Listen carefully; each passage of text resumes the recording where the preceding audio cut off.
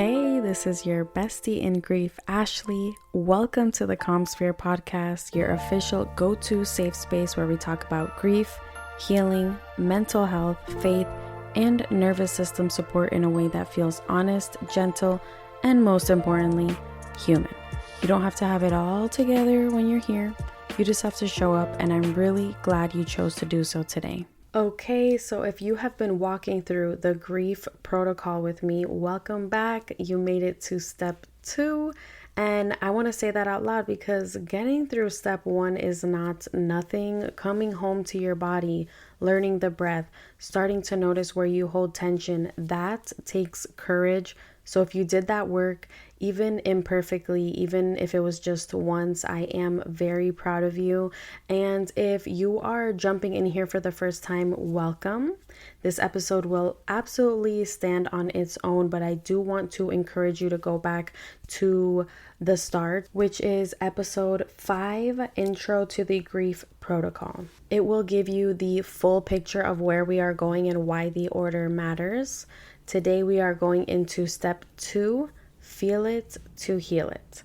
And I already know what some of you are thinking because I thought the same thing when I first heard that phrase. I thought, feel it to heal it, sit with your emotions. I already do that. I cry, I get angry, I have bad days. Isn't that the same thing? Well, it is not. And by the end of this episode, you are going to understand exactly why, and not in a vague motivational poster kind of way. This is in a real, tangible, this is what exactly is actually happening in my body, and this is what I can actually do about it kind of way.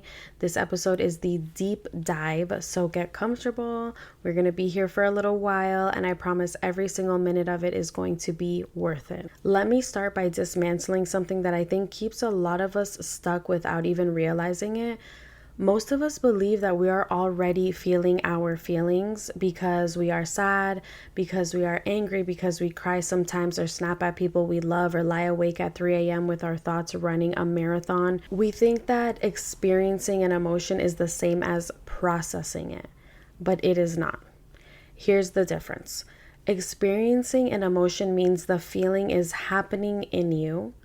Processing an emotion means you are actually moving it through you, and that difference is everything. Think about a snow globe. When you shake it, all the snow swirls around and it looks like chaos. That is what grief feels like most of the time, and everything is stirred up inside of you. It's swirling. But if you just keep shaking that globe over and over without ever letting it settle, the snow never lands. There is always chaos there. The snow globe will never clear. So numbing yourself is the shaking of the globe. And covering it with your hand is basically you running from the emotions. The snow is still there. It did not go anywhere. You just cannot see it anymore. And I was covering that globe for a long time.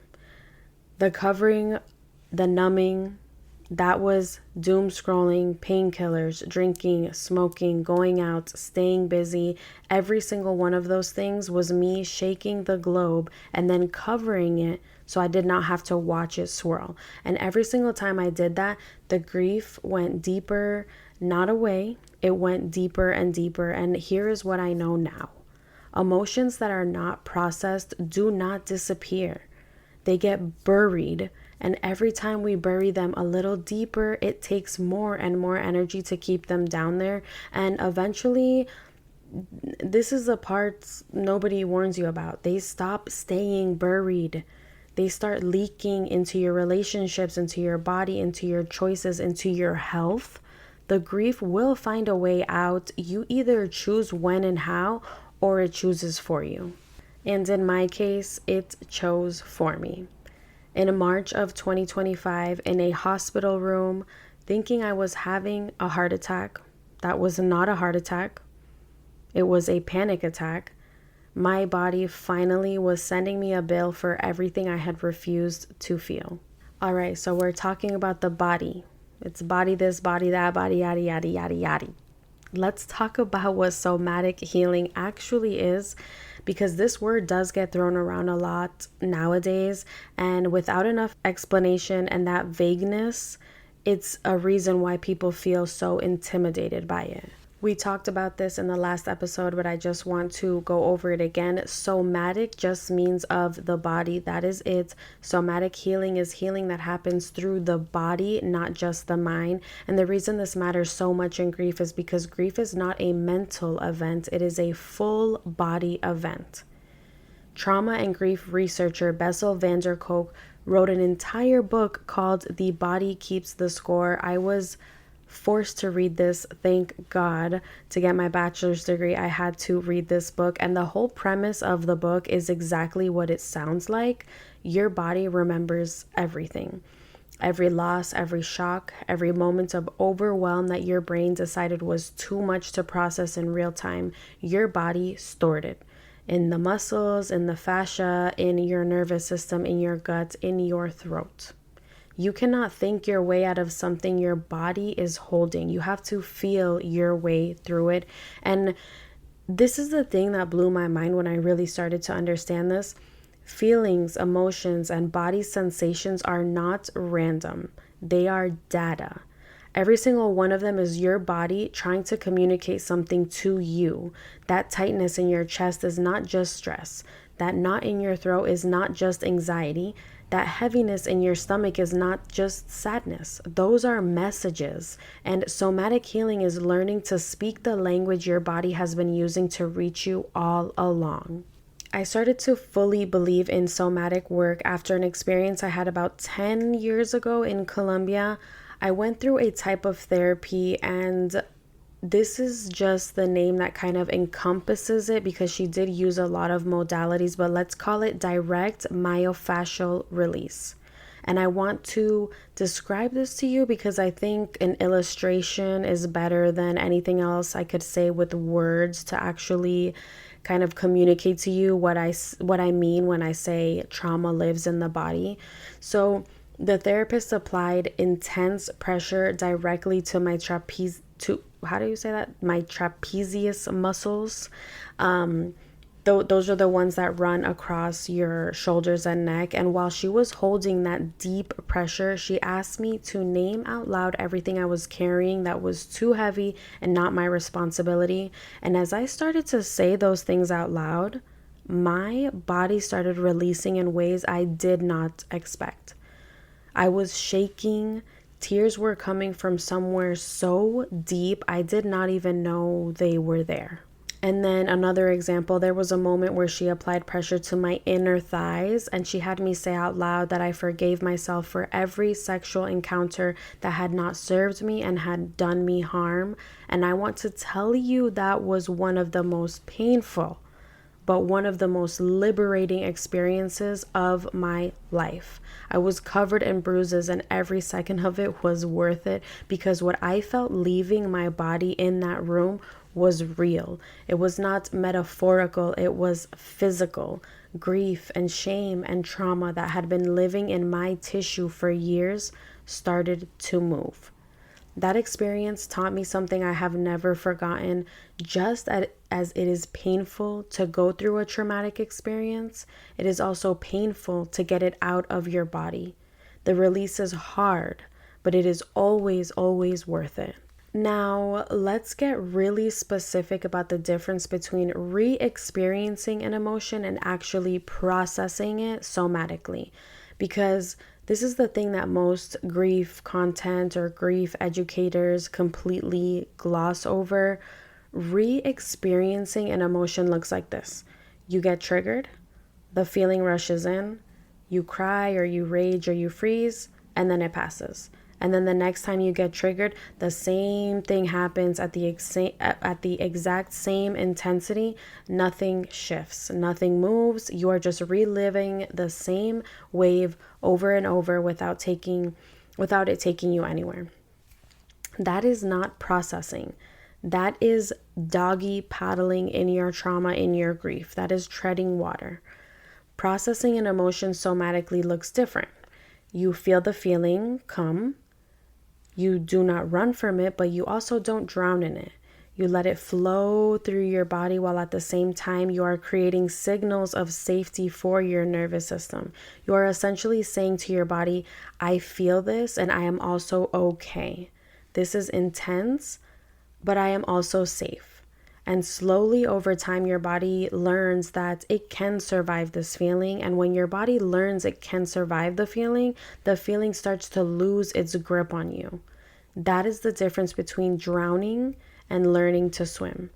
The water is the same, the waves are the same, but you are moving through it instead of being pulled under by it. And let me be really real with you about something. When I first stopped running and I actually faced my grief head on, it hit me like a brick wall. All of those feelings I had been burying, all of that grief I had been keeping down with substances and busyness and numbness, it all came rushing up at once. And my first instinct was to reach for a drink. And sometimes I did, most times I did, but I kept coming back. I kept trying to stay in it a little longer each time. And slowly the brick wall got a little softer, not gone, but softer. My real turning point was November 2025 when I got sober. When I had my first holidays without my sister and without anything to numb the pain of that. And I want to tell you, those holidays were harder than anything I had experienced, but something was different this time. Instead of running, I let myself soak, I let myself rest, I let myself have bad days. And that allowing myself to have bad days was one of the most radical acts of self-compassion I have ever practiced, because if you know me, you know that I have never really allowed myself to rest. I had spent so long believing that having a bad day was failure, that feeling the grief was weakness, that staying in bed and crying was something to be ashamed of. But it wasn't weakness. It was finally doing the work. I want to bring faith into this conversation right here because I think it is essential, and I think the church does not always get this right. A lot of us grew up in faith communities and were taught directly or indirectly that suffering means something is wrong with your faith, that if you just prayed more, trusted more, believed more, the pain would lift. And so we spiritually bypass our grief. We put on a smile and say, God is good, and we bury the part that is screaming underneath. That is not faith, though. That is performance. The book of Lamentations, I don't know if I'm saying that right, Lamentations in the Bible is one of the most raw and devastating pieces of writing in all of Scripture. This entire book is grief.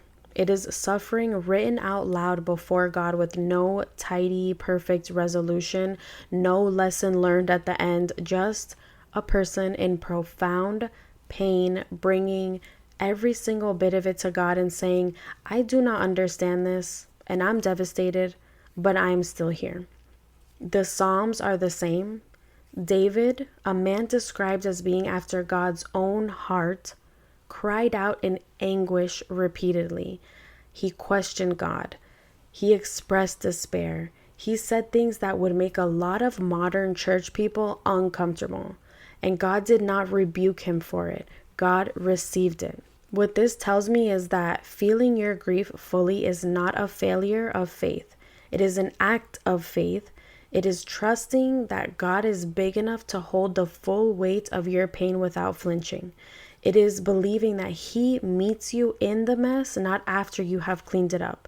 When I am in the middle of a grief wave or a heavy emotion now, I do not just feel it alone. I invite God into it. I ask Him to show me what is going on in my body. I ask Him to reveal what needs healing. I ask Him for the strength to stay in the feeling instead of running. And I ask Him to hold me while I move through it. That combination of somatic awareness and prayer, I will say it time and time again, is the most powerful healing work I have ever done. because I'm not just feeling the feeling. I'm feeling the feeling with God as my witness, and there is something about being witnessed in your pain that changes everything. I want to pause here really quick before we get into the second half of this episode. If what you have been hearing today is resonating with you, I want to make sure you never miss an episode of The Calm Sphere. Go ahead and follow the podcast right now wherever you are listening. It takes 2 seconds and it means you will always know when a new episode drops. And if this podcast has been a space where you have felt seen, heard, or a little less alone in your grief, it would mean the absolute world to me if you left a 5-star review. Reviews help other people in grief find this space, and that is the whole reason I am here. So if you have a minute, please go leave one. I read every single one and they genuinely keep me going. I also want to invite you to join the Calm Sphere community through my email newsletter. It is where I share extra resources, behind the scene content, and things that just don't make it into the episodes. You can sign up through the link in my show notes, and I would love to have you there. And speaking of show notes, this episode comes with a free downloadable guide called Feel It to Heal It. It has all the somatic practices we are talking about today laid out clearly, so you can come back to them anytime. You can find it in the show notes. Download it, print it, save it to your phone. It is yours. Okay, let's get back into it because we are just getting to the good stuff. All right, this is the part I really want to spend time on because this is where most grief content stops short. They tell you to sit with your emotions, they tell you to feel it, to heal it, and then they just leave you there with no idea what that actually even means or what to do with your body while it's happening. So let me walk you through what it actually looks like, not the textbook version, my version, the real one. When a grief wave or a heavy emotion comes now, the first thing I do is stop. I do not reach for my phone. I don't turn on the TV. I do not find something to clean or do. I just stop and I let the feeling be there. And then I talk to myself and to God at the same time. I say something like, okay, I feel this. This is here. God, show me what this is and what it needs. I am not running. I am staying. And then I let myself cry if the tears are there. I let myself shake if that's what my body wants to do. I tap my chest right in the center rhythmically, which is a grounding technique that helps regulate your nervous system and brings you back into your body. I breathe, long, slow exhales. I let the feeling move through me instead of fighting it. Sometimes I shock my body with cold water. I have a cold cap that I put on my head that helps regulate cortisol and activates my vagus nerve. Cold exposure is one of the fastest ways to interrupt a dysregulated nervous system because it forces your body to regulate its temperature, and in doing that, it also regulates your stress response. I nourish my body. I start my morning with something warm, more times than not a tea, before any caffeine. I drink olive oil and lemon first thing to support my gut because your gut and your nervous system are deeply connected, and grief absolutely destroys your gut if you let it. I take saffron, B12, and vitamin D to support my mood stability. None of this is glamorous, and while yes, it has gone viral, I still know that there is so much people that need to be doing this because it really, really works. And it is all part of the somatic practice of taking care of the body that is carrying the grief. And through all of it, I am moving. Even on the hardest days, I try to move my body intentionally, a walk, a workout, a swim, something that gets the energy flowing instead of staying stagnant, because grief that sits still in the body calcifies, it hardens.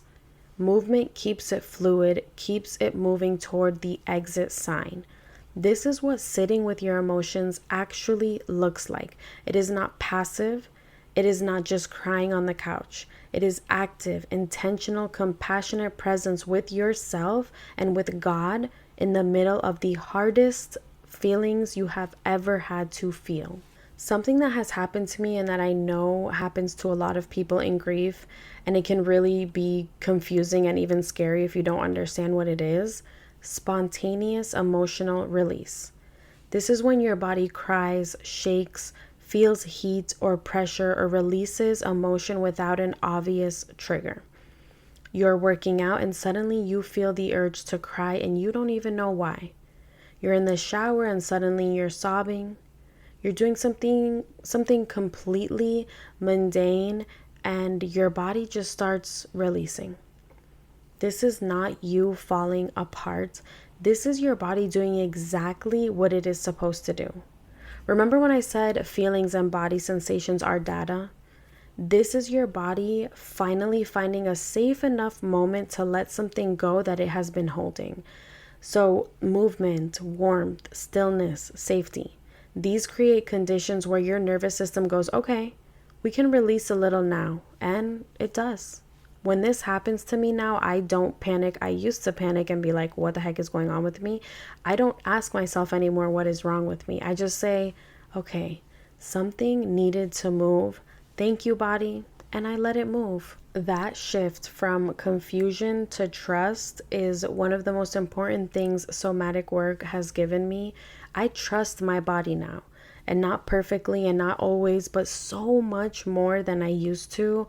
I know that when it sends me a signal, it is not trying to betray me. It is trying to communicate with me. And the more I listen, the more my body trusts me back. I want to reframe something before we close out this episode because I think it is one of the most important things I could ever say about grief and healing. We have this idea that healing means returning to how things were before. That one day we will wake up and the grief will be gone and we will be whole again and it will be like the loss never happened. And I want to gently but clearly tell you that is not how it works. And I think believing that it should work that way is one of the things that makes the process so much harder and so much more discouraging than it needs to be. Here's a better picture. Think about a wound, a real physical wound. When you get hurt, you clean it, you give it time and attention, you put medicine on it, you protect it while it heals. You have compassion with yourself while it is sore and tender, and over time it scars.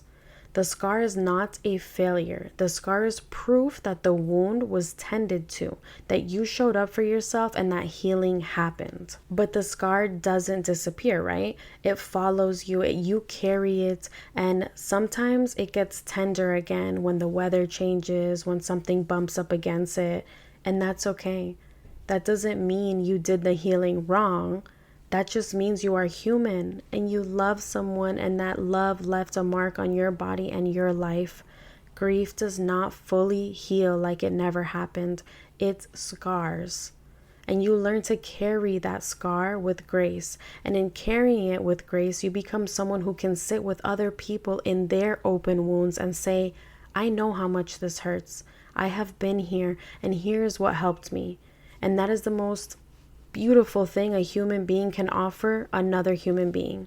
This life is not perfect. We are not perfect. We will always encounter things that want to break us, and some of them will shatter us. And learning to feel it, to heal it, learning to sit with the emotions instead of running from them does not protect you from the shattering, but it gives you the tools to come back together again. Piece by piece, breath by breath, with God holding the pieces you cannot reach yourself. That is resilience, not the absence of breaking or weakness. The ability to come back is what healing is. Healing is making room for joy even after all the pain you've been through. Okay, let's end this episode with something tangible because I promised you real practices and I am going to deliver. These are the somatic tools I use personally and that I believe in deeply. You do not have to do all of them. Start with one, the one that feels the least scary, and just build from there. The first practice is surrender breathing. When a heavy emotion comes, instead of fighting it or reaching for something to numb it, you breathe into it. Use the physiological sigh from our last episode. 2 inhales through the nose, long sigh out through the mouth. Do it 3 times while you say to yourself, I am safe. I can feel this. This will not break me. The second practice is chest tapping. Place your hand flat on the center of your chest and tap rhythmically, not hard, just a gentle, steady rhythm. This activates your vagus nerve and sends safety signals to your nervous system. Do this when anxiety spikes or when you feel a grief wave coming on. It is simple and it works. The third practice is intentional cold exposure. Splash cold water on your face, hold your wrists under cold water, or my favorite, use a cold cap or an ice pack on the back of your neck. Cold interrupts a dysregulated nervous system faster than almost anything else and forces your body to regulate. This is not punishment for your body though. This is a hard reset. The fourth practice is body scanning with God. Once a day, sit or lie down comfortably and close your eyes. Start at the top of your head and slowly move your awareness through your body all the way to your feet. Every place you notice tension or heaviness, pause. Breathe into it and ask God out loud or silently, what is here? What does this need? You are not trying to fix it. You are listening to your body. The fifth practice is intentional movement. Even 10 minutes, walk, stretch, dance, swim, do jumping jacks. Just move your body with intention of moving the emotion through it. If tears come during the movement, let them. That is the work happening. The sixth practice is nourishing your body like it's sacred, because it is. Start your morning gently, something warm before caffeine.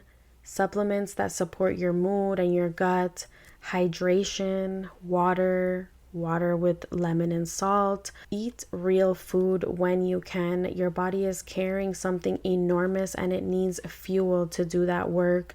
Taking care of your nutrition during grief is an act of somatic healing, even if it does not feel like it. These are not magic fixes. I want to be clear about that. They are practices, and it is the repetition of them over time that creates the shift. Some days they will feel pointless. Do them anyway. Some days they will crack something open. Receive it. Welcome that. And some days everything will feel too hard and you will do none of them. And you will just survive the day, and that's okay too. Come back tomorrow. I also want to mention this before I let you go. The reason most people never do this work is not because they're lazy or weak or do not care enough about healing. It is because they're afraid. Afraid that if they really feel it, it will be too much, that it will break them, that they will fall into a spiral that they cannot climb out of. I was that afraid for many years, and I want to tell you what I wish someone had told me back then. Yes, it is going to hurt. Yes, it is going to be uncomfortable and scary, and some days it is going to feel like it is making things worse before it's making it right. That is real, and I'm not going to pretend otherwise, but here is what is on the other side of that fear. Not perfection, not a life without grief, but freedom. A kind of freedom that you can't find anywhere else, not in a bottle, not in a puff, not in a smoke, not in the scroll, not in the numbing. The joy you have been chasing in all the wrong places is waiting for you on the other side of the feelings you have been running from. That is not a promise that everything gets easy. That is a promise that you get stronger. That the waves that used to knock you flat start to feel a little more survivable, that you start to trust your body instead of fearing it, that you start to carry your grief instead of being buried under it. You were made for more than survival, and I genuinely believe that, and the work we are doing in this protocol, step by step, is how we get there. Feel it, all of it, as much as you can, as often as you can, with God right there in the middle of it with you. That is how we heal. Next episode, we are moving into step 3 of the grief protocol, silence the spiral. Now that we have started to regulate the nervous system and we are learning to feel our emotions instead of running from them, we go to the mind. Because for a lot of us, the body starts to settle and then the thoughts take over. The 3 a.m. ruminating, the what ifs, the replaying of conversations, the intrusive grief thoughts that come out of nowhere and hijack your entire day. Step 3 is about quieting all of that, not by suppressing it though, but by learning to work with your mind instead of against it. If you are an overthinker, if your brain will not stop even when your body is starting to feel safer, that episode is for you. I cannot wait for you to listen. So don't forget, if something here helped, that means your nervous system felt a little safety today. Follow the CalmSphere podcast, leave a 5-star review if you loved this episode, and tell me what you're taking with you. Remember, by listening, you are taking one step toward the life you deserve. I will meet you right here next time.